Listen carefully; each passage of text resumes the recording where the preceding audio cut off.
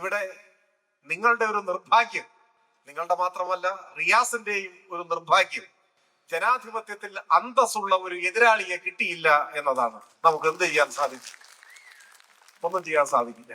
ഈ നാട് കോൺഗ്രസിനെ എതിർക്കേണ്ടത് ഇന്നലകളിൽ അധികാരമുള്ള സമയത്ത് നാട്ടിലെ സാധാരണക്കാരനെ മറന്നു ഭരിച്ചു എന്നതുകൊണ്ട് മാത്രമല്ല, കേരളത്തിന്റെ വികസന സ്വപ്നങ്ങളെ ചവിട്ടി മെതിച്ചു കളഞ്ഞു എന്നതുകൊണ്ട് മാത്രവുമല്ല.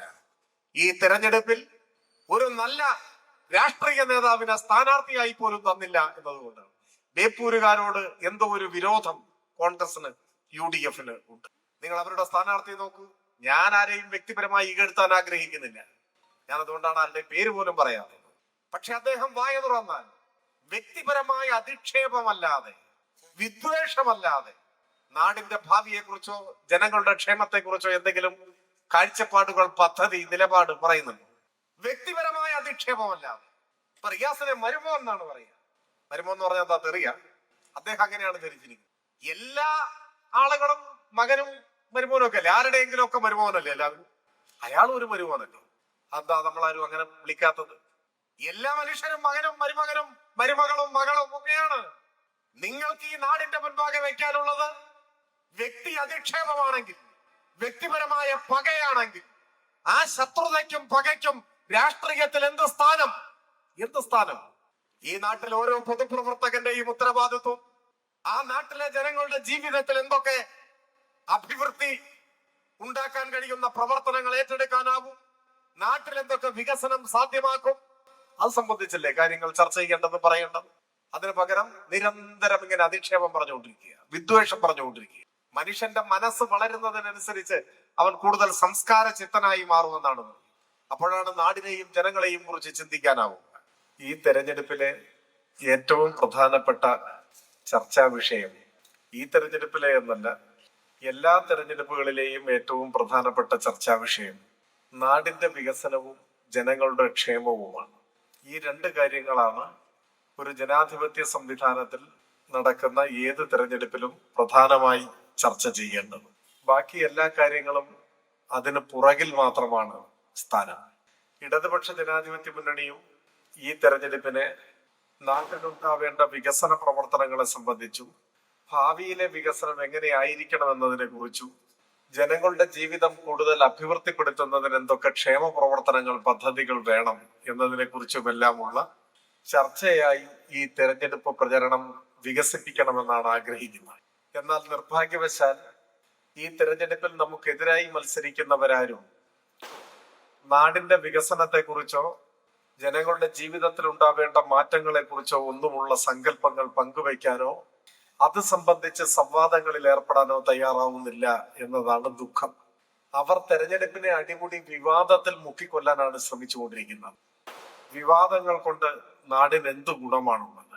ജനങ്ങൾക്ക് എന്ത് നേട്ടമാണുള്ളത്? ഇപ്പോ 10 വർഷത്തെ ഭരണത്തിന് ശേഷമാണ് ഇടതുപക്ഷം ഒരു തെരഞ്ഞെടുപ്പിനെ നേരിടുന്നത്.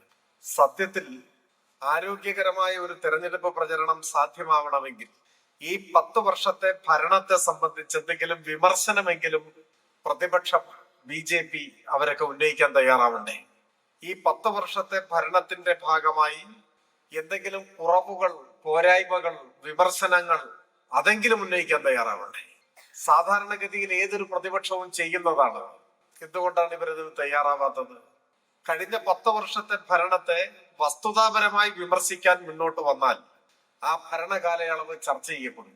സ്വാഭാവികമായി എന്തെല്ലാം മാറ്റങ്ങൾ കേരളത്തിൽ ഉണ്ടായി, നമ്മുടെ നാട്ടിലെ ജനങ്ങളുടെ ജീവിതത്തിൽ ഉണ്ടായ നേട്ടങ്ങൾ എന്തൊക്കെയാണ്, ഇതൊക്കെ ചർച്ച ചെയ്യപ്പെടും, പരിശോധിക്കപ്പെടും. അത്തരമൊരു പരിശോധന നടക്കരുത്, അത്തരമൊരു ചർച്ച നടക്കരുത് എന്നാണ് കോൺഗ്രസും മറ്റെല്ലാ പ്രതിപക്ഷ കക്ഷികളും ആഗ്രഹിക്കുന്നത്. അതിന്റെ കാരണം കഴിഞ്ഞ 10 വർഷം കേരളത്തിന്റെ ചരിത്രത്തിലെ ഏറ്റവും സുപ്രധാനമായ വളർച്ചയുടെയും മുന്നേറ്റത്തിന്റെയും പുരോഗതിയുടെയും കാലമായിരുന്നു എന്നതാണ്. ആരെങ്കിലും ഭാവിയിൽ കേരളത്തിന്റെ ചരിത്രം എഴുതുന്നുവെങ്കിൽ ഐക്യ കേരളത്തിന്റെ ചരിത്രത്തിലെ സുവർണകാലം എന്ന് ഏതെങ്കിലും ഒരു കാലത്തെ വിശേഷിപ്പിക്കാമെങ്കിൽ നിസ്സംശയം പറയാനാവും 2016 മുതലുള്ള 10 വർഷമായിരുന്നു കേരള ചരിത്രത്തിലെ സുവർണകാലം എന്ന കാര്യത്തിൽ ഒരു സംശയവുമില്ല. അതിന്റെ കാരണം ലോക ശ്രദ്ധയാകർഷിച്ച 10 വർഷങ്ങളാണ് കടന്നുപോയത്. നമ്മൾ, ഈ കേരളം ലോകത്തിന്റെ ശ്രദ്ധാകേന്ദ്രമായി മാറി. അതൊരു ചെറിയ കാര്യമല്ല.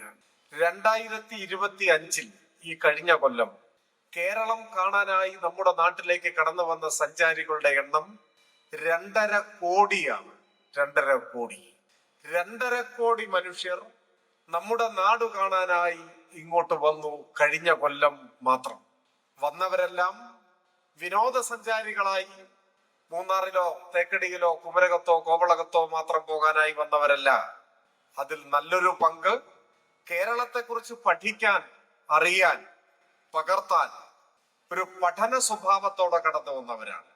എന്തുകൊണ്ടാണ് കേരളം ഇങ്ങനെ ലോകശ്രദ്ധയെ ആകർഷിക്കും വിധം വളരുന്ന നാടായി മാറിയത്? നമ്മളിപ്പോ കേരളത്തിൽ തന്നെ ജീവിക്കുന്നവരായതുകൊണ്ട് എല്ലാ മാറ്റങ്ങളെയും അതിന്റെ ആഴത്തിൽ നമുക്ക് മനസ്സിലാക്കാൻ, തിരിച്ചറിയാൻ കഴിഞ്ഞിട്ടുണ്ടോ എന്ന് സംശയമാണ്. ലോകരാജ്യങ്ങൾ വിസ്മയിക്കുന്നത് ഇന്ത്യയിൽ എങ്ങനെ ഇതുപോലെയുള്ള മാറ്റം ഒരു സംസ്ഥാനത്ത് സാധ്യമായി എന്നാണ്. നമ്മുടെ രാജ്യത്തിന്റെ സ്ഥിതിയുമായി ബന്ധപ്പെടുത്തി വേണം പരിശോധിക്കാൻ. ഇന്ത്യയുടെ പ്രത്യേകത എന്താണ്? ഇപ്പൊ പ്രധാനമന്ത്രി കഴിഞ്ഞ ദിവസം ഇവിടെ വന്നു, കേരളത്തിൽ വന്നു. പ്രധാനമന്ത്രിയും കേന്ദ്രമന്ത്രിമാരും അവർ വിലക്കെടുത്ത ചില മാധ്യമങ്ങളും പ്രചരിപ്പിക്കുന്നത് പോലെയല്ല വസ്തുതകൾ. അവരുടെ ഊതിവീർപ്പിച്ച അവകാശവാദങ്ങൾക്കപ്പുറം യാഥാർത്ഥ്യം മറ്റൊന്നാണ്. ഇപ്പൊ ആഗോള വിശപ്പ് സൂചിക, ഗ്ലോബൽ ഹങ്കർ ഇൻഡെക്സ് എന്ന് പറയും. നിങ്ങൾ അതെല്ലാം മാധ്യമങ്ങളിലൂടെ മനസ്സിലാക്കിയിട്ടുണ്ടാകും. ഐക്യരാഷ്ട്രസഭയുടെയും മറ്റും മേൽനോട്ടത്തിൽ തയ്യാറാക്കുന്ന ഒരു സൂചികയാണത്. എന്ന് വെച്ചാൽ പട്ടിണി രൂക്ഷമായിട്ടുള്ള രാജ്യങ്ങളുടെ ഒരു പട്ടികയാണ്. ലോകത്തിലെ പട്ടിണി ഗൗരവമായി നിലനിൽക്കുന്ന രാജ്യങ്ങളുടെ പട്ടിക, അതാണ് ഗ്ലോബൽ ഹങ്കർ ഇൻഡെക്സ്, ആഗോള വിശപ്പ് സൂചിക. 123 രാജ്യങ്ങളാണ് ആ പട്ടികയിലുള്ളത്. ഇന്ത്യയുടെ സ്ഥാനം 102ആണ്. 123 പട്ടിണി രാജ്യങ്ങളുടെ പട്ടികയിൽ 102ാം സ്ഥാനത്ത് നിൽക്കുന്ന ഒരു രാജ്യമാണ് നമ്മുടെ രാജ്യം. പട്ടിണി എന്ന് പറയുമ്പോൾ നിങ്ങളുടെ മുഖത്തൊന്നും ഒരു ഭാവമാറ്റവും ഇല്ല. കാരണം എന്താണ്? മലയാളിയെ സംബന്ധിച്ചിടത്തോളം പട്ടിണി ഒരു വാക്കു മാത്രമാണ്, ഒരു അനുഭവമല്ല. എനിക്ക് ഉറപ്പുണ്ട് ഇവിടെ ഒത്തുകൂടിയിരിക്കുന്നവരിൽ ആരും അടുത്ത കാലത്തൊന്നും പട്ടിണി കിടന്നിട്ടുണ്ടാവില്ല. ആരെങ്കിലും പട്ടിണി കിടന്നിട്ടുണ്ടോ? മണ്ണൂരിൽ, കടലുണ്ടിയിൽ, എവിടെയെങ്കിലും ഉണ്ടോ? ഇല്ല. നിങ്ങളുടെ അയൽ വീടുകളിൽ, നിങ്ങളുടെ നാട്ടിൽ ആരെങ്കിലും പട്ടിണി കിടക്കുന്നുണ്ടോ? ഇല്ല. കേരളത്തെ സംബന്ധിച്ചിടത്തോളം പട്ടിണി ഒരു വാക്കു മാത്രമാണ്. നമ്മൾ അതിദാരിദ്ര്യം തുടച്ചു നീക്കി. ചിലർക്കൊക്കെ ദാരിദ്ര്യം ഉണ്ടാവും, പ്രാരാബ്ദം ഉണ്ടാവും, സാമ്പത്തിക പ്രയാസങ്ങൾ, കടം ഒക്കെ ഉണ്ടാവും. പക്ഷേ പട്ടിണി കിടക്കേണ്ട സാഹചര്യം ആർക്കുമില്ല കേരളത്തിൽ. ഈ നാട്ടിൽ ഒരാൾ പോലും പട്ടിണി കിടക്കുന്നില്ല. എന്നാൽ ഇന്ത്യയിലോ? ഇന്ത്യയുടെ കാര്യമാണ് പറഞ്ഞത്. 123 രാജ്യങ്ങളിൽ പട്ടിണിയുണ്ട് എന്ന് കണക്കാക്കുമ്പോൾ അതിൽ ഏറ്റവും പിന്നിൽ നിൽക്കുന്ന രാജ്യങ്ങളുടെ കൂട്ടത്തിലാണ് നാം. 102ാം സ്ഥാനമാണ്. പട്ടിണിയുടെ കാര്യത്തിൽ മാത്രമല്ല, മറ്റു പല സൂചികകൾ പരിശോധിച്ചാലും ഇപ്പൊ ലോകത്തിൽ ഏറ്റവും കൂടുതൽ ക്ഷയരോഗികളുള്ള രാജ്യം ഇന്ത്യയാണ്. ഏതെങ്കിലും മത്സര പരീക്ഷയിൽ ചോദ്യം വന്നാൽ ഉത്തരവിടുക. ലോകത്തിൽ ഏറ്റവും കൂടുതൽ കുഷ്ഠരോഗികൾ ജീവിക്കുന്ന രാജ്യം ഇന്ത്യയാണ്. ലോകത്തിൽ ഏറ്റവും കൂടുതൽ ചേരികളിൽ ജീവിക്കുന്ന മനുഷ്യർ ഇന്ത്യയിലാണ്. ലക്ഷക്കണക്കിന് വരുന്ന മനുഷ്യർ ചേരികളിൽ ജീവിക്കുന്ന രാജ്യമാണ് നമ്മുടെ രാജ്യം. ഈ ദാരിദ്ര്യത്തിന്റെയും പട്ടിണിയുടെയും അരക്ഷിതാവസ്ഥയുടെയും അരാജകത്വത്തിന്റെയും നിലയില്ലാ കയങ്ങളിൽ മുങ്ങുന്ന ഒരു രാജ്യമാണ് നമ്മുടെ രാജ്യം ഇന്ത്യ. അപ്പോഴാണ് ആ ഇന്ത്യയുടെ തെക്കേ മൂലയിലെ ഒരു കൊച്ചു സംസ്ഥാനം കേരളം ലോകരാജ്യങ്ങളെ വിസ്മയിപ്പിക്കുന്ന വിധം വളരുന്നു. എല്ലാ രംഗങ്ങളിലും പൊതുവിദ്യാഭ്യാസം, ആരോഗ്യ പരിപാലനം, പൊതുവിതരണം, സാക്ഷരത, ഇങ്ങനെ നോക്കിയാൽ ഏത് രംഗത്തും ലോകത്തെ വിസ്മയിപ്പിക്കുന്ന വളർച്ച നമുക്ക് നേടാനായി. ഇപ്പൊ ഏതാനും മാസങ്ങൾക്ക് മുൻപാണ് ശിശുമരണ നിരക്ക് സംബന്ധിച്ച റിപ്പോർട്ട് പുറത്തു വന്നു. നിങ്ങളൊക്കെ അത് ശ്രദ്ധിച്ചിട്ടുണ്ടാവുമെന്നാണ് ഞാൻ വിചാരിക്കുന്നത്. ശിശുമരണ നിരക്ക് എന്ന് പറഞ്ഞാൽ എന്താണ്? 1000 കുഞ്ഞുങ്ങൾ ജനിക്കുമ്പോൾ 1ാം പിറന്നാളിന് മുമ്പ് അതിൽ എത്ര കുഞ്ഞുങ്ങൾ മരിച്ചു പോകുന്നു എന്നതാണ് ശിശുമരണ നിരക്ക് എന്ന് പറഞ്ഞാൽ അർത്ഥം. ഇന്ത്യയിലത് 25ആണ്. ഇന്ത്യയിൽ 1000 കുഞ്ഞുങ്ങൾ ജനിക്കുമ്പോ 1 വയസ്സ് തികയുന്നതിന് മുൻപ് അതിൽ 25 കുഞ്ഞുങ്ങൾ മരിച്ചു പോകും. പോഷകാഹാര കുറവ് കൊണ്ട്, സാംക്രമിക രോഗങ്ങൾ പിടിപെട്ട്, ആവശ്യത്തിന് ചികിത്സയില്ലാതെ ഒക്കെ, അങ്ങനെ പല കാരണങ്ങളാൽ ഇതൊരു വേദനിപ്പിക്കുന്ന കണക്കാണ്. അമേരിക്കയിൽ ഇത് ഏകദേശം 6ആണ്. 5.6 കൃത്യമായി പറഞ്ഞാൽ. ഏകദേശം 6 അമേരിക്കയിലെ ശിശുമരണ നിരക്ക്. നമ്മുടെ രാജ്യത്തെക്കാൾ വളരെ മെച്ചപ്പെട്ട ഒരു നിലയിലേക്ക് അമേരിക്ക മാറി, സ്വാഭാവികമാണ്. അപ്പോഴാണ് ഏതാനും മാസങ്ങൾക്ക് മുൻപ് പോയ വർഷം കേരളത്തിലെ ശിശുമരണ നിരക്കിന്റെ ആധികാരികമായ കണക്ക് പുറത്തു വന്നപ്പോ ലോകം വിസ്മയിച്ചു നിന്നു. നമുക്കത് 5 എന്ന് വെച്ചാൽ അമേരിക്കയേക്കാൾ ഒരു പടി മുകളിലെത്തി നമ്മൾ. ചെറിയ കാര്യമാണോ? ലോക വ്യാവസായിക മുതലാളിത്തത്തിന്റെ പറുദീസ എന്നറിയപ്പെടുന്ന അമേരിക്ക എല്ലാ ആഡംബരങ്ങളുടെയും സുഖ സൗകര്യങ്ങളുടെയും അവസാന വാക്കായി പരിഗണിക്കപ്പെടുന്ന ഒരു രാജ്യം. ആ അമേരിക്കൻ ഐക്യനാടുകളെ ശിശുമരണ നിരക്കിന്റെ കാര്യത്തിൽ നമ്മൾ പുറകിലാക്കി. അതൊരു ചെറിയ കാര്യമല്ല. ശിശുമരണ നിരക്ക് എടുത്തു പറയാൻ കാരണം ഒരുപാട് ഘടകങ്ങൾ ഒത്തുചേരുമ്പോഴാണ് ശിശുമരണ നിരക്ക് കുറയുക. കുഞ്ഞ് ജനിക്കുമ്പോൾ തന്നെ നല്ല ആരോഗ്യമുള്ള കുഞ്ഞായിരിക്കണം. അങ്ങനെയാണ് എന്ത് വേണം? കുഞ്ഞിന്റെ അമ്മയ്ക്ക് ആരോഗ്യം ഉണ്ടാവണം. അതിനെന്ത് വേണം? കുഞ്ഞിന്റെ അമ്മ നല്ല ഭക്ഷണം കഴിക്കണം, ആവശ്യത്തിന് വിശ്രമിക്കണം, നല്ല മാനസിക ആരോഗ്യ സ്ഥിതി ഉണ്ടാവണം. അതിനെന്ത് വേണം? അതിന് പറ്റിയ കുടുംബാന്തരീക്ഷം ഉണ്ടാവണം, കുടുംബത്തിന് വരുമാനം ഉണ്ടാവണം. എന്തെങ്കിലും അസുഖം വന്നാൽ ചികിത്സ തേടി ചെല്ലാൻ അടുത്ത ആശുപത്രി ഉണ്ടാവണം. അവിടെ പരിചയസമ്പന്നരായ ഡോക്ടർമാർ വേണം, മരുന്ന് വേണം, സൗജന്യമായി ചികിത്സ കിട്ടണം. ഇങ്ങനെ എല്ലാമുള്ള കാര്യങ്ങൾ ഒത്തിണങ്ങുമ്പോഴാണ് ശിശുമരണ നിരക്ക് കുറഞ്ഞു വരിക. അപ്പോ ഈ കാര്യങ്ങളിലെല്ലാം കേരളം നേടിയ അഭിവൃദ്ധി അതൊരു ചെറിയ കാര്യമല്ല. ഇന്ത്യൻ റിപ്പബ്ലിക്കിലെ ഒരു സംസ്ഥാനം ശിശുമരണ നിരക്കിന്റെ കാര്യത്തിൽ ലോകത്തിലെ 1ാം കിട രാജ്യങ്ങളുടെയും മുകളിലെത്തി. ഇതാ കാര്യത്തിൽ മാത്രമല്ല, പ്രതീക്ഷിതായുസ്, മാതൃമരണ നിരക്ക്, ഇതിലെല്ലാം നമ്മൾ രാജ്യത്തൊന്നാമതാണെന്ന് പോകട്ടെ, നമ്മൾ മത്സരിക്കുന്നത് അമേരിക്കയോടും സ്കാൻഡിനേവിയൻ രാജ്യങ്ങളോടും ഒക്കെയാണ്. അതാണ് പ്രത്യേകത. ഇപ്പൊ പ്രതീക്ഷിത ആയുസ്, ഇന്ത്യയിൽ ഏറ്റവും കൂടുതൽ ആയുസ്സുള്ള മനുഷ്യർ നമ്മളാണ്, മലയാളികളാണ്. ഇതെങ്ങനെ സംഭവിച്ചു? പ്രധാനമന്ത്രിയുടെ ഗുജറാത്തിലായിരുന്നു നമ്മൾ ജനിച്ചതെങ്കിലോ, ബീഹാറിൽ, UP-യിൽ, അതുപോലെയുള്ള ഏതെങ്കിലും ഒരു സംസ്ഥാനത്തായിരുന്നു ജനിച്ചതെങ്കിലോ നമ്മൾ ജീവിച്ചിരിക്കുമായിരുന്നതിനേക്കാൾ എത്രയോ വർഷം അധികമാണ് മലയാളികളായതിനാൽ, ഈ കേരളത്തിൽ ജനിച്ചതിനാൽ നമ്മുടെ പ്രതീക്ഷിത ആയുസ്. അതാണ് പ്രത്യേകത. അതെന്തുകൊണ്ടാണ് അങ്ങനെ സംഭവിച്ചത്?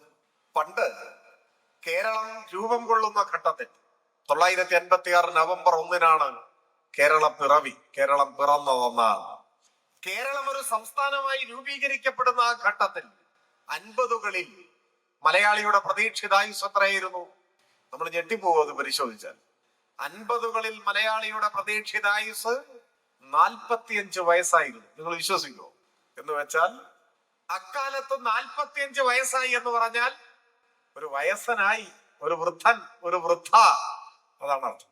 ഇപ്പൊ നിങ്ങളുടെ ഇടയിൽ ഇരിക്കുന്ന 45 വയസ്സായ ഒരാളോട് വൃദ്ധൻ എന്നൊക്കെ വിളിച്ചാൽ എന്തായിരിക്കും?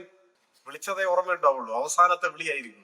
ഇപ്പൊ 45, 55, 65, 75 ഒക്കെ വല്ല വയസ്സുമാണ്. 90 വയസ്സായ ഒരാൾ തലമുടിയൊക്കെ കറുപ്പിച്ച് ഇങ്ങോട്ട് കയറി വന്നു കഴിഞ്ഞാൽ 90 വയസ്സായി നമ്മൾ ആരെങ്കിലും പറയും? ഒരു ചെറുപ്പക്കാരൻ അല്ലെങ്കിൽ ഒരു ചെറുപ്പക്കാരി എന്നേ പറയൂ. എന്താ കാരണം? മനുഷ്യരുടെ പ്രായം ഇപ്പൊ മനസ്സിലാവണമെങ്കിൽ മുടി കറുത്തതാണോ വെളുത്തതാണോ എന്ന് നോക്കുക മാത്രമേ മാർഗമുള്ളൂ. മുടി കറുപ്പിച്ചാൽ പ്രായം തിരിച്ചറിയാൻ വലിയ പാടാണ്. പ്രായത്തിൻ്റെതായ ഒരു അടയാളവും മുഖത്ത് നോക്കിയാൽ മനസ്സിലാവില്ല.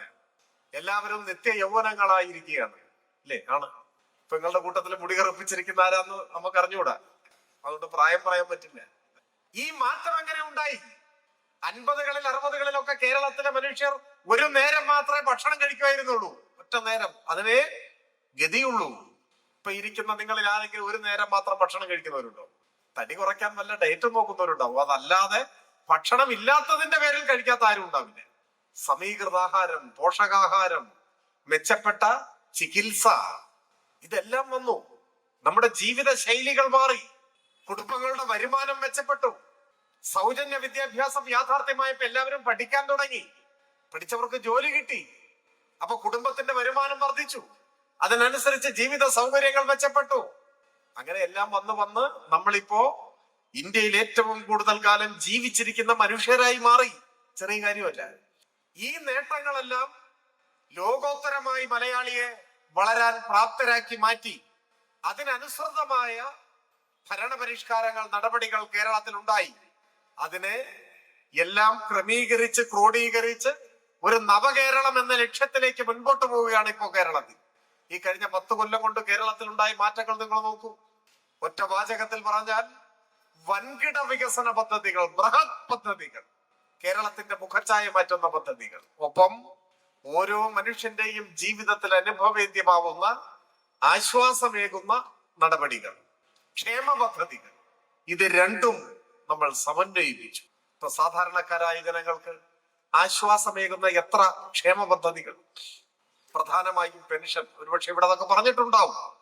2000 രൂപ പെൻഷൻ കിട്ടുന്ന ഒരേ ഒരു ഇന്ത്യൻ സംസ്ഥാനമാണ് നമ്മുടെ സംസ്ഥാനം. അതാ പ്രത്യേകത. ഇന്ത്യയിൽ മറ്റൊരു സംസ്ഥാനത്തും 2000 ഉറുപ്പിക ക്ഷേമ പെൻഷൻ ഇല്ല. നമ്മൾ കോൺഗ്രസ് ഭരിക്കുന്ന കർണാടകയിലാണ് ജനിച്ചതെങ്കിലോ പെൻഷനും ഇല്ല, ആയുസ്സും ഇല്ല, ആരോഗ്യവും ഇല്ല, ഒന്നുമില്ല. മലയാളികൾ ഭാഗ്യവാന്മാരും ഭാഗ്യവതികളുമാണ്. എന്തുകൊണ്ടെന്നാൽ നമ്മൾ ജനിച്ചത് കേരളത്തിലാണ്. കേരളം 10 കൊല്ലമായി ഇടതുപക്ഷം ഭരിക്കുന്ന നാടാണ്. അതുകൊണ്ട് നമുക്ക് 2000 രൂപയുടെ പെൻഷനുണ്ട്, കുടിശ്ശികയില്ല.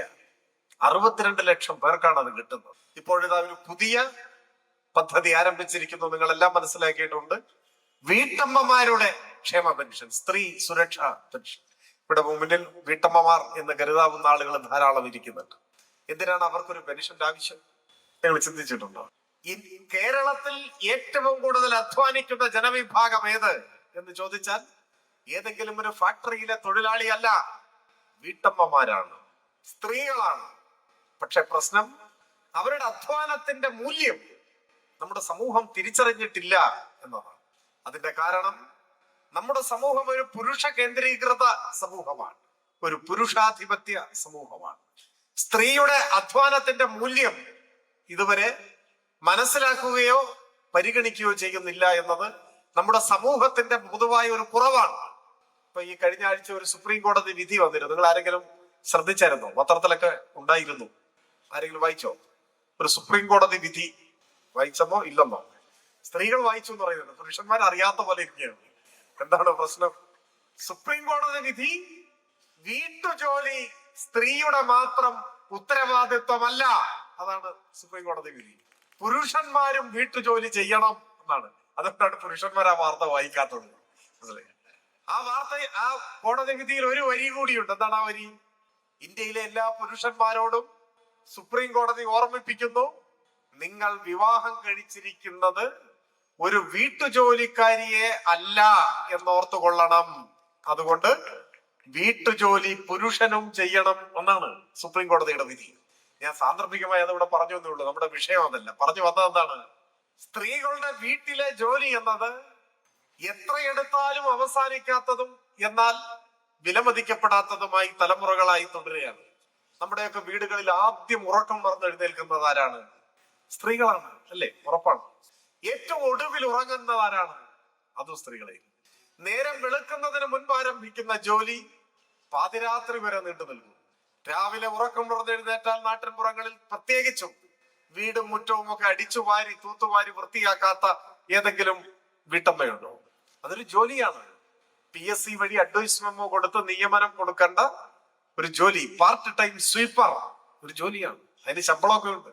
ഭക്ഷണം പാചകം ചെയ്യാത്ത ഏതെങ്കിലും ഒരു വീട്ടമ്മയുണ്ട്, അത് മറ്റൊരു ജോലിയാണ്. കുക്ക്, അതിന് ശമ്പള സ്കെയില് വേറെയാണ്. വസ്ത്രം അലക്കി വൃത്തിയാക്കാത്ത വീട്ടമ്മമാരില്ലല്ലോ, അത് മറ്റൊരു PSC ജോലിയാണ്. ഡോബി, സ്കൂളിലും മറ്റുമൊക്കെ പഠിക്കുന്ന കുട്ടികൾ ഉണ്ടെങ്കിൽ അവരെ പഠന കാര്യങ്ങളിൽ സഹായിക്കുന്നത് മിക്ക വീടുകളിലും വീട്ടമ്മമാർ തന്നെയാണ്. അപ്പൊ ഒരു ട്യൂട്ടറുടെ ജോലി അവിടെ വരും. ഒരാൾ കിടപ്പ് രോഗിയായി മാറി വീട്ടിൽ ഒരംഗം, ആരാണ് ശുശ്രൂഷിക്കുക? ആ ചുമതലയും അധികവും കടന്നു വരിക സ്ത്രീയിലേക്ക് തന്നെയാണ്. അപ്പൊ ഒരു നഴ്സിന്റെയോ ഹോം നഴ്സിന്റെയോ ഒക്കെ ജോലി അവിടെ വരും. നിങ്ങൾ നോക്കൂ, ഒരുപാട് ജോലി ഒരേ സമയം ചെയ്തു തീർക്കേണ്ട ഒരാളായി വീട്ടമ്മ മാറുകയാണ്. എന്നാൽ അതൊന്നും ഒരു ജോലിയായി നമ്മുടെ സമൂഹം പരിഗണിക്കുന്നില്ല. ഈ ജോലി ചെയ്യുന്ന സ്ത്രീകൾ തന്നെയും ഈ പുരുഷാധിപത്യ സമൂഹത്തിൽ ജീവിക്കുന്നവരായതുകൊണ്ട് തങ്ങൾ ചെയ്യുന്ന അധ്വാനത്തിന്റെ മൂല്യം എത്ര വലുതാണ് എന്ന് അവരും ചിലപ്പോൾ മനസ്സിലാക്കിയെന്ന് വരില്ല. പലപ്പോഴും സ്ത്രീകളെയൊക്കെ പരിചയപ്പെടുമ്പോൾ നമ്മൾ എന്ത് ചെയ്യുന്നു ചോദിച്ചാൽ പലരും പറയും, ജോലിയൊന്നുമില്ല സഖാവേ, ഹൗസ് വൈഫാണ്. ഹൗസ് വൈഫ് ഉദ്ദേശിക്കുന്നത് ശമ്പളം കിട്ടുന്ന ജോലിയൊന്നും ഇല്ല എന്നാണ്. അതുകൊണ്ടാണ് ജോലിയൊന്നും ഇല്ല എന്ന് പറയുന്നത്, അല്ലാതെ വെറുതെ ഇരിക്കുന്ന ആളല്ല. പക്ഷെ ഇത് സ്ത്രീകൾ മാത്രം പറയുന്ന മറുപടിയാണ്. പുരുഷന്മാരോട് ചോദിച്ചാൽ സർക്കാർ ജോലി ഇല്ലാത്ത ഏതെങ്കിലും പുരുഷൻ പറയുമോ ജോലിയൊന്നുമില്ല സഖാവേ ഞാൻ ഹൗസ് ഹസ്ബൻഡ് ആണ് എന്ന് പറയും? അങ്ങനെ ഒരു വാക്കില്ല. ഹൗസ് വൈഫേ ഉള്ളൂ, വീട്ടമ്മയേ ഉള്ളൂ, വീട്ടച്ഛൻ ഇല്ല. അങ്ങനെ ഒരു വാക്കുണ്ടോ? ഇല്ല. അതുകൊണ്ടാണ് ഇല്ലാത്തത്. ജോലി ഇല്ലെങ്കിലും വീട്ടച്ഛൻ എന്ന് പറയില്ല. അതാണ് നമ്മുടെ സമൂഹം പുരുഷാധിപത്യ സമൂഹമാണെന്ന് പറയുന്നത്. പുരുഷാധിപത്യ സമൂഹത്തിന്റെ ഭാഷാപരമായ ഒരു സ്ത്രീ വിരുദ്ധതയാണ് ഇത്തരം വാക്കുകളുടെ ആവിർഭാവം. അതാണ് വസ്തുത. അപ്പൊ പറഞ്ഞു വന്നത്, ചരിത്രത്തിൽ ആദ്യമായി വീടുകളെ നിലനിർത്തുന്ന, കുടുംബാംഗങ്ങൾക്ക് വേണ്ടി ജീവിതം സമർപ്പിക്കുന്ന കേരളത്തിലെ ഏറ്റവും വലിയ അധ്വാന ശക്തിയായ വീട്ടമ്മമാരുടെ അധ്വാനത്തിന് ചരിത്രത്തിലാദ്യമായി ഇടതുപക്ഷ ജനാധിപത്യ മുന്നണിയുടെ ഗവൺമെന്റ് മൂല്യം കൽപ്പിക്കുന്നു, വിലമതിക്കുന്നു. സർക്കാർ ഖജനാവിൽ നിന്നുമുള്ള ഒരു പാരിതോഷികത്തിന് അവർ അർഹരാണ് എന്ന് തീരുമാനിക്കുന്നു. അങ്ങനെ ആവിഷ്കരിച്ച പദ്ധതിയാണ് സ്ത്രീ സുരക്ഷാ പെൻഷൻ. ഇന്ത്യയിൽ ആദ്യമായി കേരളത്തിലെ വീട്ടമ്മമാർ സർക്കാർ ഖജനാവിൽ നിന്നും സാമ്പത്തിക ആനുകൂല്യം കൈപ്പറ്റുന്നവരായി മാറി. നിങ്ങളൊക്കെ പെൻഷൻ അപേക്ഷ കൊടുത്തോ?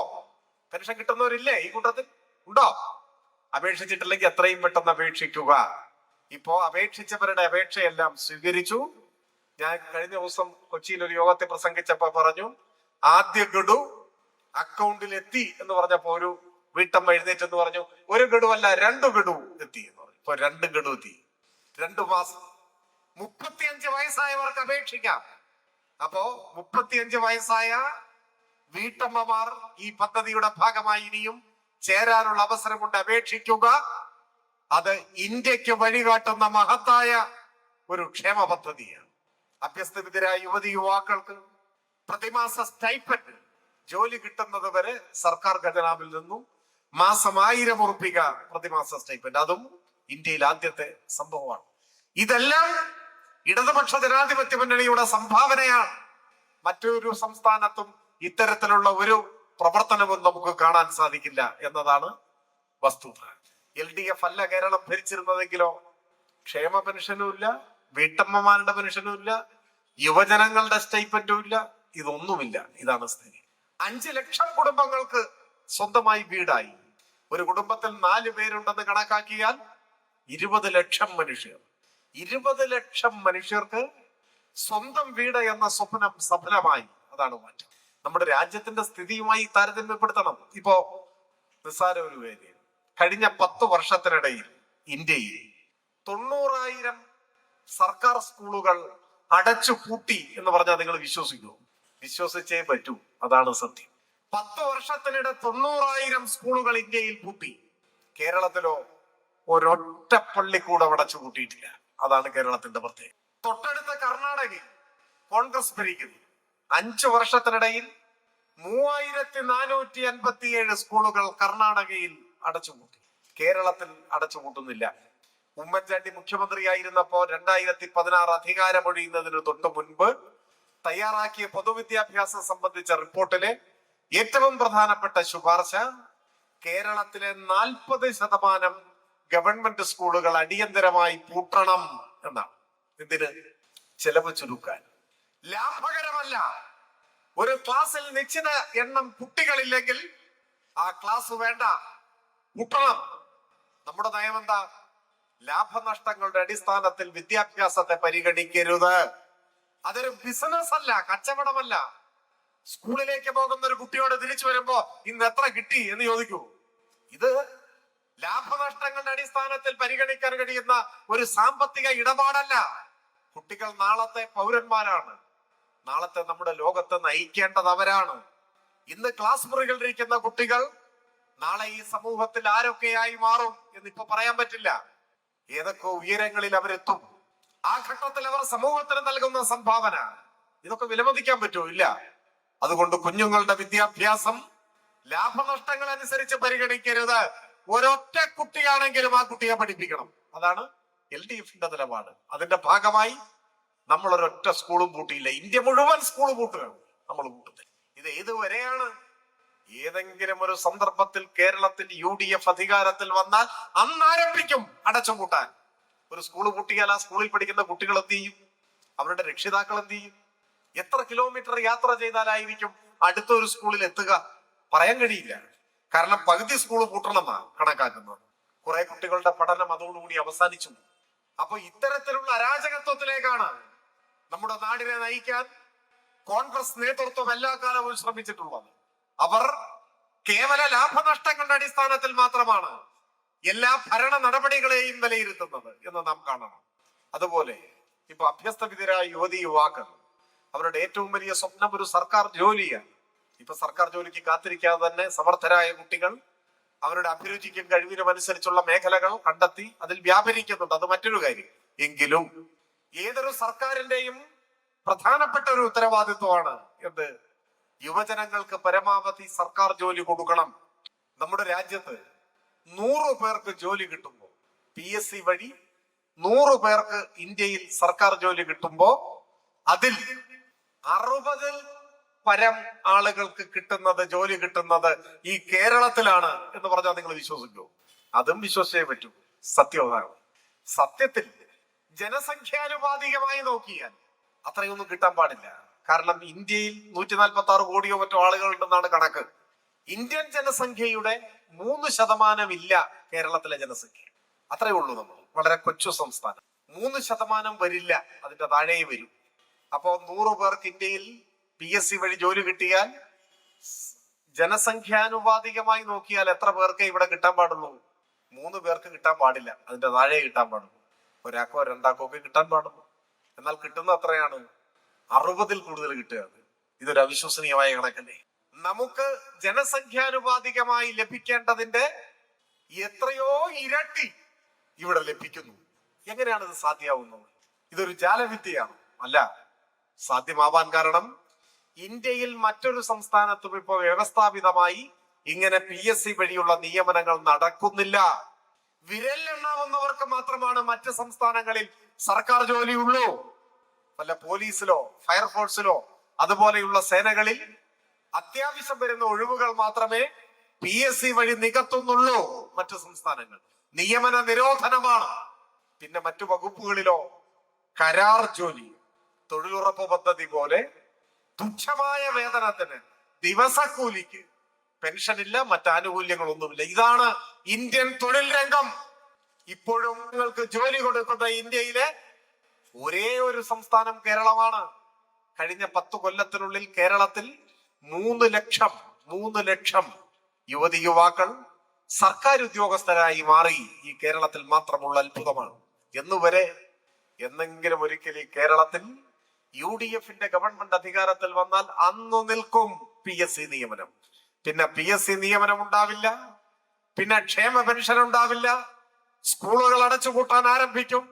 എന്നങ്ങനെ ഒരു അവസ്ഥ വരുമ്പോ അന്ന് ഇരുളടഞ്ഞ ഒരു യുഗം ആരംഭിക്കും എന്നതാണ് വസ്തുത.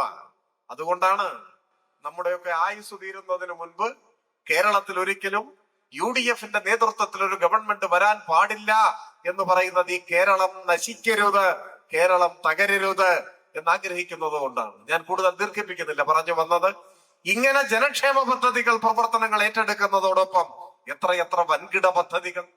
ഞാൻ ഓരോന്നും വിശദീകരിക്കുന്നില്ല. ദേശീയപാത വികസനം, കൊച്ചി ഇടമൺ പവർ ഹൈവേ, ഗെയിൽ പാചകവാതക പൈപ്പ് ലൈൻ. പാചകവാതകം എന്ന് പറഞ്ഞുകൂടെ, വാതക പൈപ്പ് ലൈൻ, അത് പാചകത്തിന് ഉപയോഗിക്കാം. വിഴിഞ്ഞം പോർട്ട്, മലയോര ഹൈവേ, തീരദേശ ഹൈവേ, KFO, എത്രയെത്ര വൻകിട പദ്ധതികൾ. ഇന്ത്യയിലെ ആദ്യത്തെ ഡിജിറ്റൽ യൂണിവേഴ്സിറ്റി തിരുവനന്തപുരത്ത് യാഥാർത്ഥ്യമായി.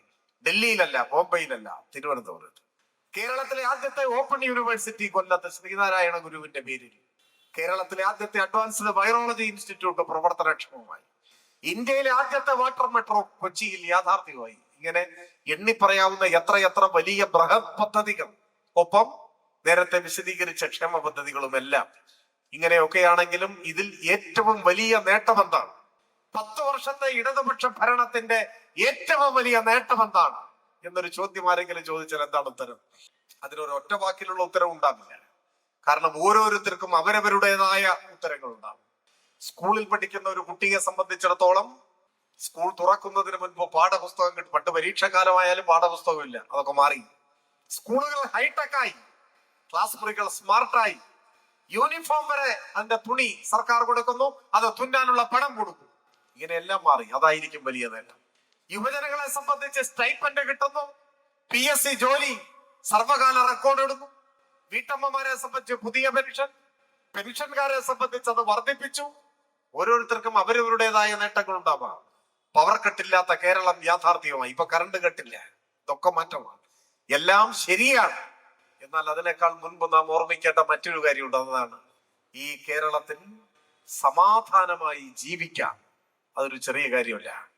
സമാധാനമായി ജീവിക്കാം. ഇന്ത്യയിൽ മറ്റെവിടെയാണ് ഇത് കഴിയുക? ഓരോ ദിവസവും പുറത്തു വരുന്ന വാർത്തകൾ എത്ര വേദനാജനകമാണ്. എത്ര മനുഷ്യരാണ്, നിരപരാധികളായ മനുഷ്യർ രാജ്യത്തിന്റെ പല ഭാഗങ്ങളിലായി കൊല്ലപ്പെടുന്നു. മതത്തിന്റെ പേരിൽ, ജാതിയുടെ പേരിൽ, വിശ്വാസത്തിന്റെ പേരിൽ, കഴിക്കുന്ന ഭക്ഷണത്തിന്റെ പേരിൽ പോലും മനുഷ്യരെ കൊല്ലുന്ന വാർത്തകളല്ലേ പുറത്തു വരുന്നു. എത്ര വേദനിപ്പിക്കുന്ന അനുഭവമാണ്. മണിപ്പൂരിൽ മാത്രമല്ല, മണിപ്പൂരിൽ ആയിരങ്ങൾ കൊല്ലപ്പെടും. ആളുകളെ പിന്തുടർന്ന് കൊല്ലുന്നു. സമാധാനമായി ഉറങ്ങാൻ കഴിയാത്ത അനുഭവം. അതിങ്ങനെ വന്നു. ഉത്തരേന്ത്യയിൽ നിന്ന് അതിർത്തി വരെ വന്നു നിൽക്കുകയാണ്. ഇദ്രിസ് പാഷ കൊല്ലപ്പെട്ടത് കർണാടകയിലാണ്. നമ്മുടെ മലയാളിയായ സഹോദരൻ അഷറഫ് അതിർത്തിക്കപ്പുറത്ത് മംഗലാപുരത്ത് വെച്ചാണ് മൃഗീയമായി അടിച്ചു കൊന്നുകളഞ്ഞു. ഇതാണ് നമ്മുടെ രാജ്യം. മനുഷ്യരെ മതത്തിന്റെ പേരിൽ തമ്മിൽ അകറ്റുന്നവർ, വിദ്വേഷത്തിന്റെ വിത്ത് വിതയ്ക്കുന്നവർ, തെരുവിൽ വെച്ച് നിരപരാധികളായ മനുഷ്യരെ കൊന്നുകളയുന്ന അനുഭവം. എന്നാൽ കഴിഞ്ഞ 10 വർഷമായി കേരളത്തിൽ എവിടെയെങ്കിലും ഒരു വർഗീയ സംഘർഷത്തിന്റെ വാർത്ത നിങ്ങൾ വായിച്ചിട്ടുണ്ടോ? ഒരൊറ്റ വർഗീയ കലാപമില്ല. വർഗീയ കലാപങ്ങളിൽ കൊല്ലപ്പെട്ട മനുഷ്യരുടെ വാർത്ത 10 കൊല്ലമായി നമ്മൾ വായിച്ചിട്ടില്ല. പോലീസ് വെടിവെപ്പില്ല. സർവം സമാധാനം, ശാന്തം. അതെന്താ? കേരളത്തിലെ വർഗീയവാദികളെല്ലാം വിസ എടുത്ത് ഇന്ത്യ വിട്ടുപോയോ? ഇല്ല. നല്ല സർപ്പം പോലത്തെ വർഗീയവാദികൾ ഇവിടെ ഉണ്ട് കേരളത്തിൽ. പക്ഷെ മാളത്തിലാണ്, പുറത്തിറങ്ങാൻ പറ്റില്ല. എന്താ പുറത്തിറങ്ങിയ? കേരളത്തിൽ 10 കൊല്ലമായി വർഗീയവാദികൾ മാളത്തിലാണ്. ഇവിടെ ഈ കേരളത്തിൽ ഏത് കൊലക്കൊമ്പനായ വർഗീയവാദിയായാലും മനുഷ്യർക്കിടയിൽ സംഘർഷത്തിന്റെ വിത്ത് വിതയ്ക്കാൻ ശ്രമിച്ചാൽ കയ്യിൽ വിലങ്ങണിയിച്ച് തുറക്കിലടയ്ക്കാൻ കെൽപ്പുള്ള ഒരു സർക്കാർ കേരളത്തിൽ അധികാരത്തിൽ ഉണ്ട് എന്ന ഒറ്റ കാരണത്താലാണ് കേരളത്തിൽ വർഗീയ കലാപം ഇല്ലാത്തത്. എന്നാ UDF-ന്റെ ഭരണകാലത്ത് എങ്ങനെയായിരുന്നു സ്ഥിതി? കോൺഗ്രസിന്റെ എണ്ണം പറഞ്ഞ നേതാക്കൾ, ബഹുമാന്യരായ ഉമ്മൻചാണ്ടിയും AK ആന്റണിയും K കരുണാകരനും ഒക്കെ കേരളം ഭരിച്ചപ്പോ എന്തായിരുന്നു നമ്മുടെ അനുഭവം? എത്രയെത്ര വർഗീയ കലാപങ്ങൾ! കേരളം മറക്കാൻ ആഗ്രഹിക്കുന്ന കണ്ണീരും ചോരയും നിറഞ്ഞ എത്രയെത്ര അനുഭവങ്ങൾ! ഇവിടെയല്ലേ, ഈ മണ്ണിൽ മാറാട് എത്ര പേർ കൊല്ലപ്പെട്ടു? മാറാട് മാത്രമല്ല, കേരളത്തിൽ പല ഭാഗത്തും നമ്മുടെ നാട് മറക്കാൻ ആഗ്രഹിക്കുന്ന ഒരു കാലമാണ്. ഞാനത് വിശദമായി പറഞ്ഞ് നമ്മുടെ സമാധാനം കളയണമെന്ന് ആഗ്രഹിക്കുന്നില്ല. നാടാകെ ഇനി ഒരിക്കലും ആവർത്തിക്കരുതെന്ന് ആഗ്രഹിക്കുന്ന ഒരു നശിച്ച കാലത്തിന്റെ ഓർമ്മയാണ്. പക്ഷേ അങ്ങനെയൊരു കാലം ഉണ്ടായിരുന്നു കേരളത്തിൽ എന്നാലും മറന്നു പോകരുത്. കാലം മറക്കാം, പക്ഷെ അങ്ങനെ ഒരു കാലം ഉണ്ടായിരുന്നു. വർഗീയ കലാപങ്ങളുടെ കാലം. നിരപരാധികളായ മനുഷ്യർ ഈയാമ്പാറ്റകളെ പോലെ തെരുവിൽ വീണ് മരിച്ചൊരു കാലം. കൊല്ലപ്പെടുമോ എന്ന് ഭയന്ന് നിമിഷങ്ങൾ തള്ളി നീക്കിയ നിസ്സഹായരായ മനുഷ്യരുടെ അസ്വസ്ഥതകളുടെയും വേദനകളുടെയും ഒരു കാലം ഇവിടെ ഉണ്ടായിരുന്നില്ലേ? അന്നൊരിക്കലാണ് പാലക്കാട് നഗരത്തിൽ പട്ടാപ്പകൽ 10 വയസ്സ് മാത്രം പ്രായമുള്ള ഒരു പിഞ്ചു പെൺകുട്ടിയെ പോലീസ് വെടിവെച്ചു കൊന്നു. ആ കുഞ്ഞിന്റെ പേര് ഇപ്പോഴും എനിക്ക് ഓർമ്മയുണ്ട്, സിറാജുന്നീസ. ഓർക്കുന്നില്ലേ? സിറാജുന്നീസ എന്ന 5ാം ക്ലാസ്സിൽ പഠിക്കുന്ന ഒരു പിഞ്ചു പെൺകുഞ്ഞിനെ പാലക്കാട്ട് നഗരത്തിലാണ് കേരളത്തിന്റെ പോലീസ് വെടിവെച്ചു കൊന്നത്. എന്തിന്? വർഗീയ സംഘർഷങ്ങളും കലാപങ്ങളും അസ്വസ്ഥതകളും ഉണ്ടായാൽ അങ്ങനെയാണ്. പോലീസ് വെടിവെപ്പുണ്ടായാൽ അതിൽ നിരപരാധിയാണോ, മുതിർന്നയാളാണോ, കുഞ്ഞാണോ, ആരാണ് കൊല്ലപ്പെടുകയെന്ന് ആർക്ക് പറയാനാവും? ആ കുഞ്ഞെന്ത് തെറ്റ് ചെയ്തു? ഇതായിരുന്നു കേരളം. 10 കൊല്ലം കൊണ്ട് നാടാകെ സമാധാനമായപ്പോ പഴയ കാലം പാടെ മറന്നുകൂടാ. മനുഷ്യന്റെ മനസമാധാനത്തോടെ കിടന്നുറങ്ങാൻ പറ്റാത്ത ഒരു കാലം ഉണ്ടായിരുന്നു. ഈ ബേപ്പൂരിന്റെ മണ്ണിൽ എത്ര അഭയാർത്ഥി ക്യാമ്പുണ്ടായിരുന്നു! എന്തൊരു അരക്ഷിതാവസ്ഥയായിരുന്നു! മനസമാധാനത്തോടെ തെരുവിലിറങ്ങി നടക്കാൻ കഴിയാത്ത, സമാധാനമായി വീട്ടിൽ കിടന്നുറങ്ങാൻ കഴിയാത്ത ഒരു കാലം. ആര് എപ്പോൾ കൊല്ലപ്പെടുമെന്ന് പറയാനാവാത്തൊരു കാലം. ആ കാലം മാറിയില്ലേ? എങ്ങനെയാ മാറിയത്? UDF ഗവൺമെന്റിന്റെ കാലത്ത് ഇങ്ങനെ വർഗീയവാദികൾ അഴിഞ്ഞാടാനും മനുഷ്യരെ കൊല്ലാനും അവർക്ക് സാധിച്ചതെന്തുകൊണ്ടാണ്? അവരുടെ തടവുകാരായിരുന്നു UDF-ന്റെ ഗവൺമെന്റ്. ഈ കോഴിക്കോടല്ലേ ഇന്ത്യ കണ്ട ഏറ്റവും വലിയ വർഗീയവാദികളിൽ ഒരാളായ പ്രവീൺ തൊഗാഡിയ വന്ന് വിഷം വമിക്കുന്ന പ്രസംഗം നടത്തിയത്? സ്വാഭാവികമായും പോലീസ് ഒരു കേസെടുത്തു. അപ്പോ RSSന്റെ കാര്യാലയത്തിൽ നിന്നും കല്ലേ പിളർക്കുന്ന ആജ്ഞ വന്നു. ഇപ്പൊ പിൻവലിച്ചോളണം. മുട്ടുവിറച്ച് മൂത്രമൊഴിച്ച് കേസ് പിൻവലിച്ചു കൊടുത്തു ഉമ്മൻചാണ്ടിയുടെ സർക്കാർ അല്ലേ? തിരുവനന്തപുരത്ത് മഹാത്മാഗാന്ധി കോളേജിൽ പുറമെ നിന്നെത്തിയ ഒരു RSSന്റെ ക്രിമിനൽ സംഘം ആക്രമണം അഴിച്ചുവിട്ടപ്പോ അത് തടയാൻ ശ്രമിച്ച ഒരു പോലീസ് ഓഫീസർ അയാളെ ബോംബെറിഞ്ഞു കൊല്ലാൻ നോക്കി. RSS ബോംബ് പൊട്ടിയ പോലീസ് ഓഫീസറുടെ ഒരു കാല് ചിതറി തെറിച്ചു. സ്വാഭാവികമായിട്ട് വധശ്രമത്തിന് കേസെടുത്തു. RSS കാര്യാലയത്തിൽ നിന്നും അന്ത്യശാസ്ത്രം പുറപ്പെട്ടു. ഇപ്പൊ പിൻവലിക്കണം, ഈ മണിക്കൂറിൽ, നാളേക്ക് വെക്കാൻ പാടില്ല. പിൻവലിച്ചു കൊടുത്തു കേസ് ഉമ്മൻചാണ്ടിയുടെ സർക്കാർ. കേരളത്തിന്റെ ചരിത്രത്തിൽ ആദ്യമായാണ് ഒരു പോലീസ് ഓഫീസറെ ബോംബെറിഞ്ഞ് കൊല്ലാൻ നോക്കിയ കേസ് പിൻവലിച്ചത്. RSSന്റെ ആജ്ഞയ്ക്ക് മുൻപിൽ മുട്ടുമടക്കി നട്ടല് വളച്ച് ശിരസ് കുനിച്ച് ഓച്ഛാനിച്ച് നിൽക്കുന്ന കൃത്യനായിരുന്നു കേരളത്തിന്റെ മുഖ്യമന്ത്രി. കോൺഗ്രസ് എന്തുകൊണ്ട് RSSന്റെ വോട്ടും വാങ്ങിയാണ്? RSSന്റെ മാത്രമല്ല എല്ലാ വർഗീയവാദികളുടെയും വോട്ട് വാങ്ങി. അതുകൊണ്ട് തന്നെ അവരുടെ ഇംഗിതം അനുസരിച്ച് ഭരിക്കണം. കേരളത്തിലെ കാര്യശേഷിയുള്ള പോലീസിനെ ഉപയോഗിച്ച് കലാപങ്ങൾ അടിച്ചമർത്താനോ സാധാരണക്കാരായ ജനങ്ങളുടെ ജീവനും സ്വത്തിനും സംരക്ഷണം നൽകാനോ കലാപകാരികളെ തുറങ്കിലടയ്ക്കാനോ ഉള്ള കെൽപ്പ് കോൺഗ്രസ് ഗവൺമെന്റിന് ഉണ്ടായിരുന്നില്ല. വർഗീയവാദികളുടെ ആജ്ഞയനുസരിച്ച് അവരുടെ താല്പര്യം സംരക്ഷിച്ച് ഒരു വിധ വർഗീയവാദികൾക്കും അലോസരമുണ്ടാക്കുന്ന ഒരു നടപടിയും സ്വീകരിക്കാതെ ഭരിക്കേണ്ടി വന്ന ഒരു ഗവൺമെന്റ് ആയിരുന്നു അന്ന്. കാലം മാറി.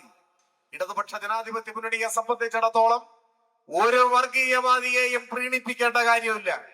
ഏത് നിറത്തിലുള്ള വർഗീയതയായാലും വർഗീയതയാണ്. വർഗീയതയെ അകറ്റി നിർത്തി മതനിരപേക്ഷതയുടെ കൊടിക്കുറയുമായാണ് കേരളം മുൻപോട്ട് പോകുന്നത്. ഈ സമാധാനത്തിന്റെ നാളുകൾ അസ്തമിക്കണോ എന്നതാണ് ചോദ്യം. ഈ തെരഞ്ഞെടുപ്പിന്റെ പ്രധാനപ്പെട്ട ചോദ്യം അതാണ്. പെൻഷൻ മുടങ്ങണോ? പവർ കട്ട് വീണ്ടും വരണോ? സ്കൂളുകൾ അടച്ചുപൂട്ടണോ? ഉള്ള സ്കൂളിൽ പാഠപുസ്തകം മുടങ്ങണോ? എല്ലാറ്റിനും ഉപരി മനുഷ്യർ തലങ്ങും വിലങ്ങും കൊല്ലപ്പെടുന്ന വർഗീയവാദികൾ അഴിഞ്ഞാടുന്ന ഒരു നാടായി ഈ കേരളം മാറണോ? അതാണ് ചോദ്യം. അതുകൊണ്ട് കേരളത്തിന്റെ ഭാവിയെ കുറിച്ച് ഉത്കണ്ഠയുള്ളവരെ സംബന്ധിച്ചിടത്തോളം കക്ഷി രാഷ്ട്രീയത്തിന് അതീതമായി പതാകകളുടെ നിറഭേദങ്ങൾക്കപ്പുറത്ത് ഈ നാട് നിലനിൽക്കണം. കേരളത്തിന്റെ പുരോഗതിയും വളർച്ചയും തുടരണം. നന്മകളുടെ നാടായി സാഹോദര്യത്തോടെ മനുഷ്യർ പുലരുന്ന ലോകോത്തര നിലവാരത്തിൽ മനുഷ്യ ജീവിതം സാധ്യമാവുന്ന ഒരു നാടായി കേരളം ഇനിയും വളരണം, കേരളം തുടരണം എന്നേ ചിന്തിക്കാനാവൂ. ഇടതുപക്ഷത്തിന് വോട്ട് ചെയ്യുക എന്ന് പറഞ്ഞാൽ അതിന്റെ അർത്ഥം കേരളത്തിന് വോട്ട് ചെയ്യുക. ആ വോട്ടിന് ഇവിടെ എല്ലാ വിഭാഗം ആളുകളും സ്വന്തം കുടുംബത്തിലെ ഒരു അംഗത്തെ എന്ന പോലെ പരിഗണിക്കാൻ കഴിയുന്ന സ്ഥാനാർത്ഥിയാണ് ഇടതുപക്ഷ ജനാധിപത്യ മുന്നണിയുള്ള സ്ഥാനാർത്ഥി സഖാവ് മുഹമ്മദ് റിയാസ്. ഞങ്ങളൊക്കെ സഹപ്രവർത്തകരായി പ്രവർത്തിച്ചിരുന്നവരാണ്. ഇവിടെ നിങ്ങളുടെ ഒരു നിർഭാഗ്യം, നിങ്ങളുടെ മാത്രമല്ല റിയാസിന്റെയും ഒരു നിർഭാഗ്യം, ജനാധിപത്യത്തിൽ അന്തസ്സുള്ള ഒരു എതിരാളിയെ കിട്ടിയില്ല എന്നതാണ്. നമുക്ക് എന്ത് ചെയ്യാൻ സാധിക്കും? ഒന്നും ചെയ്യാൻ സാധിക്കില്ല. ഈ നാട് കോൺഗ്രസിനെ എതിർക്കേണ്ടത് ഇന്നലകളിൽ അധികാരമുള്ള സമയത്ത് നാട്ടിലെ സാധാരണക്കാരനെ മറന്നു ഭരിച്ചു എന്നതുകൊണ്ട് മാത്രമല്ല, കേരളത്തിന്റെ വികസന സ്വപ്നങ്ങളെ ചവിട്ടി മെതിച്ചു കളഞ്ഞു എന്നതുകൊണ്ട് മാത്രവുമല്ല. ഈ തെരഞ്ഞെടുപ്പിൽ ഒരു നല്ല രാഷ്ട്രീയ നേതാവിനെ സ്ഥാനാർത്ഥിയായി പോലും തന്നില്ല എന്നതുകൊണ്ടാണ്. ബേപ്പൂരുകാരോട് എന്തോ ഒരു വിരോധം കോൺഗ്രസിന് UDFന് ഉണ്ട്. നിങ്ങൾ അവരുടെ സ്ഥാനാർത്ഥി നോക്കൂ. ഞാൻ ആരെയും വ്യക്തിപരമായി ഇകഴ്ത്താൻ ആഗ്രഹിക്കുന്നില്ല. ഞാൻ അതുകൊണ്ടാണ് ആരുടെയും പേര് പോലും പറയാത്തത്. പക്ഷെ അദ്ദേഹം വായ തുറന്നാൽ വ്യക്തിപരമായ അധിക്ഷേപമല്ലാതെ, വിദ്വേഷമല്ലാതെ നാടിന്റെ ഭാവിയെ കുറിച്ചോ ജനങ്ങളുടെ ക്ഷേമത്തെ കുറിച്ചോ എന്തെങ്കിലും കാഴ്ചപ്പാടുകൾ, പദ്ധതി, നിലപാട് പറയുന്നുണ്ട്. വ്യക്തിപരമായ അധിക്ഷേപമല്ലാതെ. ഇപ്പൊ റിയാസിനെ മരുമോ എന്നാണ് പറയുക. മരുമോ എന്ന് പറഞ്ഞാൽ എന്താ തെറിയ? അദ്ദേഹം അങ്ങനെയാണ് ധരിച്ചിരിക്കുന്നത്. എല്ലാ ആളുകളും മകനും മരുമോനും ഒക്കെ അല്ലേ? ആരുടെയെങ്കിലും ഒക്കെ മരുമോനല്ലേ എല്ലാവരും? അയാളും ഒരു മരുമോനല്ലേ? എന്താ നമ്മളാരും അങ്ങനെ വിളിക്കാത്തത്? എല്ലാ മനുഷ്യരും മകനും മരുമകനും മരുമകളും മകളും ഒക്കെയാണ്. നിങ്ങൾക്ക് ഈ നാടിന്റെ മുൻപാകെ വെക്കാനുള്ളത് വ്യക്തി അധിക്ഷേപമാണെങ്കിൽ, വ്യക്തിപരമായ പകയാണെങ്കിൽ, ആ ശത്രുതയ്ക്കും പകയ്ക്കും രാഷ്ട്രീയത്തിൽ എന്ത് സ്ഥാനം? എന്ത് സ്ഥാനം? ഈ നാട്ടിൽ ഓരോ പൊതുപ്രവർത്തകന്റെയും ഉത്തരവാദിത്വം ആ നാട്ടിലെ ജനങ്ങളുടെ ജീവിതത്തിൽ എന്തൊക്കെ അഭിവൃദ്ധി ഉണ്ടാക്കാൻ കഴിയുന്ന പ്രവർത്തനങ്ങൾ ഏറ്റെടുക്കാനാവും, നാട്ടിൽ എന്തൊക്കെ വികസനം സാധ്യമാക്കും, അത് സംബന്ധിച്ചല്ലേ കാര്യങ്ങൾ ചർച്ച ചെയ്യേണ്ടത്, പറയേണ്ടത്. അതിന് പകരം നിരന്തരം ഇങ്ങനെ അധിക്ഷേപം പറഞ്ഞുകൊണ്ടിരിക്കുക, വിദ്വേഷം പറഞ്ഞുകൊണ്ടിരിക്കുക. മനുഷ്യന്റെ മനസ്സ് വളരുന്നതിനനുസരിച്ച് അവൻ കൂടുതൽ സംസ്കാര ചിത്തനായി മാറുമെന്നാണ്. അപ്പോഴാണ് നാടിനെയും ജനങ്ങളെയും കുറിച്ച് ചിന്തിക്കാനാവും. മുഹമ്മദ് റിയാസിനെ സംബന്ധിച്ചിടത്തോളം വിദ്യാർത്ഥി യുവജന സംഘടനാ പ്രവർത്തകനായി അതിന്റെ നേതാവായി വളർന്നു വന്ന് കേരളത്തിലെ പൊതുമരാമത്തിന് ടൂറിസം രംഗങ്ങളിൽ മഹത്തായ വളർച്ചയ്ക്ക് നേതൃത്വം കൊടുത്തൊരു മന്ത്രിയാണ്. അപ്പൊ നിങ്ങൾ നോക്കൂ, കേരളത്തിലെ റോഡുകൾ മുൻപെന്തായിരുന്നു സ്ഥിതി? 10 കൊല്ലം മുമ്പ് കേരളത്തിലെ റോഡുകളുടെ സ്ഥിതിയാണ്. എല്ലാ റോഡിലും വലിയ ഗർത്തങ്ങൾ, കുഴികൾ, അല്ലേ? അങ്ങനൊരു കാലം ഉണ്ടായിരുന്നു. എത്ര മനുഷ്യർ ആ കുഴികളിൽ വീണ് ജീവൻ വെടിഞ്ഞു! എത്ര എത്ര മനുഷ്യർ! ഇരുചക്ര വാഹനങ്ങൾ, മറ്റു വാഹനങ്ങൾ, ഇതെല്ലാം റോഡിലെ കുഴിയിൽ വീണ് എത്ര പേരുടെ കാലൊടിഞ്ഞു, കൈയൊടിഞ്ഞു, ജീവൻ പോയി.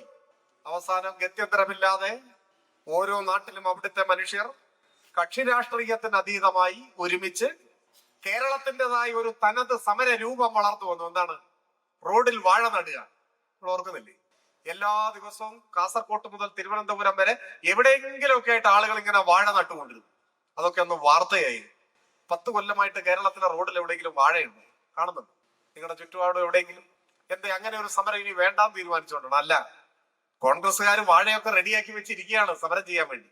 വാഴ കരിഞ്ഞു പോകുമല്ലാതെ വാഴ നടാൻ റോഡിൽ ഒരു കുഴി ഉണ്ടാവുന്നില്ല. അതാണ് പ്രശ്നം. റോഡുകൾ മാറി. ആ മാറ്റം ഇപ്പൊ കഴിഞ്ഞ ദിവസം, ഒരു 4-5 ദിവസം മുമ്പ് KPCC പ്രസിഡന്റ് ഒരബദ്ധം പറയുണ്ടായി. അദ്ദേഹത്തിന്റെ അബദ്ധം പറ്റി. അദ്ദേഹത്തിന് പറ്റിയെന്ന് പറഞ്ഞാൽ മതി, മറ്റേ വ്യക്തമാണ്. പക്ഷെ എന്താണ് സംഭവം? അദ്ദേഹം ആലോചന ഇല്ലാതെ പറഞ്ഞതാണ്. അവിടെയും പറഞ്ഞു എന്ന് പറഞ്ഞാൽ മതി, അത് ബാക്കി കണക്കാൻ. സംഭവം എന്താന്ന് വെച്ച് കഴിഞ്ഞാൽ, അദ്ദേഹത്തിന്റെ മണ്ഡലത്തിൽ ഇങ്ങനെ ഓടി നടന്ന് പര്യടനം നടത്തിക്കൊണ്ടിരിക്കുകയാണ്, സ്ഥാനാർത്ഥി പര്യടനം. ആ സ്ഥിതിയിലായി എന്ന് മനസ്സിലാക്കിയാൽ മതി അവിടുത്തെ. അപ്പൊ ഏതോ പത്രക്കാരൻ എന്തോ ചോദിച്ചതാണ് ഇങ്ങനെ പരിപാടികളിൽ. അപ്പൊ അദ്ദേഹം പറയാണ്, അതിപ്പോ പ്രശ്നമില്ല, റോഡെല്ലാം ഗംഭീരമായത് കൊണ്ട് വേഗത്തിൽ ഓടിയെത്താൻ കഴിയുന്നുണ്ട്. KPCC president. സത്യമാണ്. കേരളത്തിലെ റോഡുകളുടെ സ്ഥിതി എങ്ങനെയാണ്? വലിയ മാറ്റം ഉണ്ടായി. എല്ലാ രംഗങ്ങളിലെയും വളർച്ചയ്ക്ക് അനുസൃതമായി പൊതുമരാമത്ത് രംഗത്തും വലിയ മാറ്റം. അത് ജനങ്ങളുടെ ജീവിതത്തിൽ ഏറ്റവും കൂടുതൽ അനുഭവപ്പെടുന്നതാണ്. അതിനെല്ലാം നേതൃത്വം കൊടുത്ത മന്ത്രിയാണ് ഇവിടെ വീണ്ടും ജനവിധി നേടുന്നത്. ഈ തെരഞ്ഞെടുപ്പിൽ ബേപ്പൂരിലെ ഭൂരിപക്ഷം ചരിത്രത്തിലെ ഏറ്റവും വലിയ ഭൂരിപക്ഷമായിരിക്കണം. കഴിഞ്ഞ തവണ എങ്ങനെയായിരുന്നു? ഈ തവണ അതിനേക്കാൾ വലിയ ഭൂരിപക്ഷം ഉണ്ടാവണം. എല്ലാ കാലവും ബേപ്പൂരിന് ഓർത്തു വയ്ക്കാൻ കഴിയുന്ന ഭൂരിപക്ഷം. വർഗീയതയ്ക്കെതിരെ മതനിരപേക്ഷതയുടെ കൊടി ഉയർത്തിക്കൊണ്ട് ജനങ്ങൾ വോട്ട് രേഖപ്പെടുത്തുന്ന തെരഞ്ഞെടുപ്പായി മാറണം. ഒപ്പം മൂല്യവത്തായ രാഷ്ട്രീയത്തിന്, കച്ചവട രാഷ്ട്രീയത്തിനെതിരെ, വ്യക്തിവിദ്വേഷത്തിനെതിരെ, രാഷ്ട്രീയത്തിലെ അധാർമികതയ്ക്കെതിരെ, അവസരവാദത്തിനെതിരെ, എല്ലാ അല്പത്തരത്തിനുമെതിരെ ഈ നാട് വിധി എഴുതുന്നതായി ഈ 9-ാം തീയതിയിലെ തെരഞ്ഞെടുപ്പ് മാറ്റണം. അതിന് വർദ്ധിത വീര്യത്തോടെ കൂടുതൽ ഊർജ്ജസ്വലരായി നിങ്ങൾ രംഗത്തിറങ്ങണമെന്ന് അഭ്യർത്ഥിച്ചുകൊണ്ട് ഞാൻ എന്റെ എളിയ വാക്കുകൾ അവസാനിപ്പിക്കുന്നു.